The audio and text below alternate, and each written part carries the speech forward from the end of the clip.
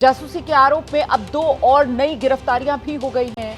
पहली गिरफ्तारी उत्तर प्रदेश के वाराणसी से हुई है। तुफैल नाम के शख्स की यूपी एटीएस ने तुफैल को अरेस्ट किया और वही दूसरी गिरफ्तारी जो है वो दिल्ली से हुई है, सीलमपुर इलाके से हारून नाम के व्यक्ति की। इन दोनों का नेटवर्क भी भारत में स्थित पाकिस्तान हाई कमीशन से मिल रहा है।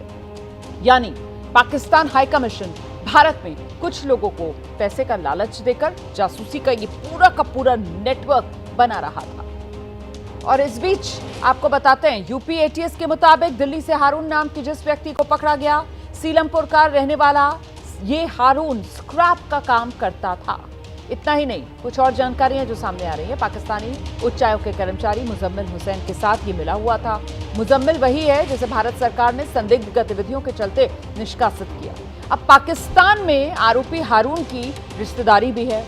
पाकिस्तान जाने के सिलसिले में ही मुजम्मिल से मिला हारून, जिसके बाद दोनों का संपर्क और बढ़ा।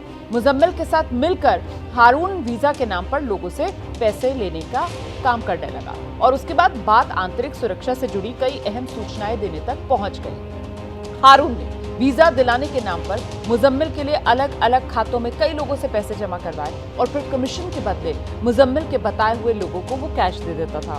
पूरी रकम का इस्तेमाल देश विरोधी गतिविधियों में किया जा रहा था। तो इस गिरफ्तारी के तार भी पाकिस्तान के उच्चायोग से जुड़े हुए हैं, क्योंकि यूपी एटीएस के मुताबिक हारून पाकिस्तान के उच्चायोग के उस कर्मचारी के संपर्क में था जिसके लिए कल ही भारत सरकार की ओर से संदिग्ध गतिविधियों के चलते भारत छोड़ने का फरमान जारी किया गया। उसका नाम मुजम्मिल हुसैन है और बताया जा रहा है कि जासूसों के नेटवर्क में उसने ही हारून की एंट्री करवाई।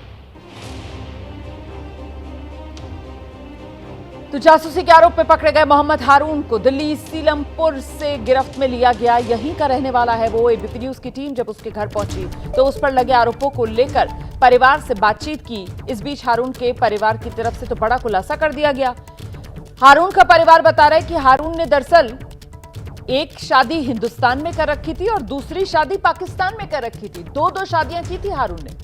हारून की एक पत्नी पाकिस्तान की रहने वाली है और उसी से मिलने के चक्कर में पाकिस्तान जाया करता था हारून।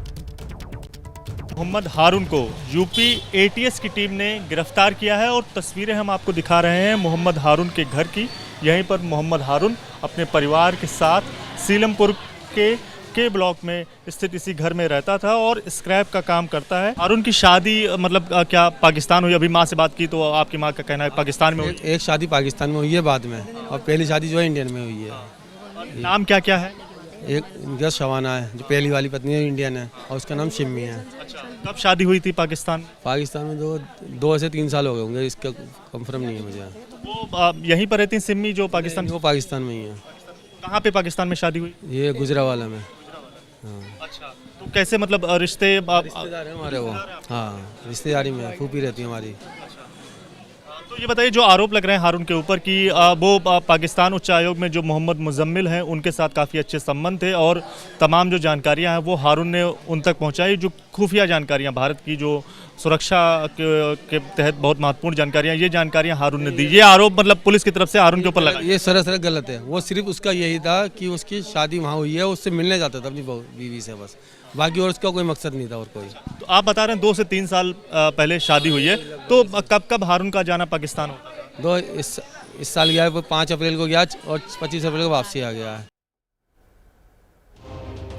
तो जो जासूसी के आरोप में गिरफ्तार हुआ है हारून, उसके भाई मोहम्मद शाहिद को आप सुन रहे हैं।